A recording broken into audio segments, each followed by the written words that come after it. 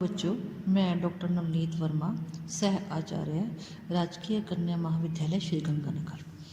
आज हम लेते हैं कबीर का विरह को अंक।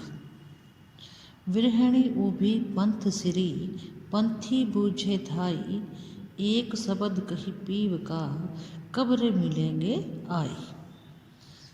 ये जो प्रस्तुत साखी है कबीरदास द्वारा रचित, ये विरह को अंग से उद्धृत है। इसमें प्रिय मिलन अर्थात ब्रह्म से साक्षात्कार के संदेश के लिए, उसकी प्राप्ति के लिए भटकती हुई विरहिणी आत्मा की व्याकुलता का वर्णन किया गया है। कबीर कहते हैं कि विरहिणी जीवात्मा रास्ते के सिरे पर खड़ी हुई दौड़ दौड़ कर राहगीरों से पूछने लगती है कि मुझे बस प्रिय परमात्मा के संदेश का एक शब्द बतला दो कि वे कब आकर मुझे मिलेंगे, मुझे दर्शन देंगे। तात्पर्य यह है कि परमात्मा दर्शन के लिए आतुर साधक विभिन्न पंथों से, विभिन्न संप्रदायों से, अनुयायियों से परमात्मा के दर्शन का उपाय पूछने लगता है।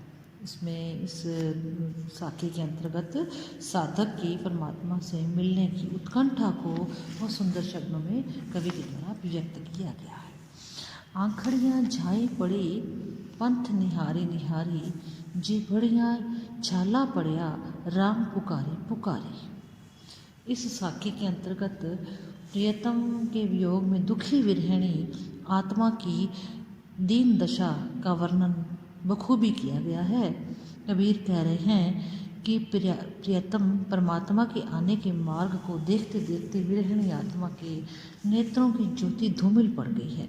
अर्थात एक टक लगातार देखते रहने से आँखों के आगे घना कोहरा छा गया है, घना अंधेरा छा गया है, कुछ भी दिखाई नहीं देता।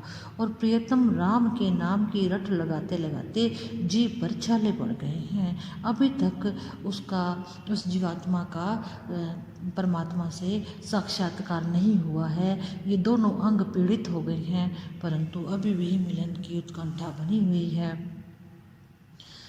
इस तन का दीवा करो बाती मिल्यू झीं, लोही सिंचू तेल जूं, कब मुख देखो पीव। इस साखी में ईश्वर प्राप्ति के लिए आत्मसमर्पण की भावना, कवि ने कहा है आत्मसमर्पण की भावना बेहद आवश्यक है। ईश्वरीय प्रेम की तीव्रता में विरहिणी आत्मा कह रही है कि इस शरीर का दीपक बना लो, कि मैं इस शरीर का दीपक बना लूं और जीव या जो मेरे अंदर जो प्राण है उस प्राणों को मैं बाती बना लूं। इस दीपक को शरीर के रक्त रूपी तेल से मैं सींचता रहूं, तब उस प्रकाश में ही शायद प्रियतम का अर्थात ईश्वर का मुख मुझे दिखाई दे जाए। कवि यहाँ पर कहना चाह रहे हैं कि अगर परमात्मा से साक्षात्कार हमें करना है तो उसके लिए पूर्ण समर्पण होना बेहद आवश्यक है। पूर्ण समर्पण भाव रखने से ही परमात्मा की प्राप्ति हो सकती है। धन्यवाद।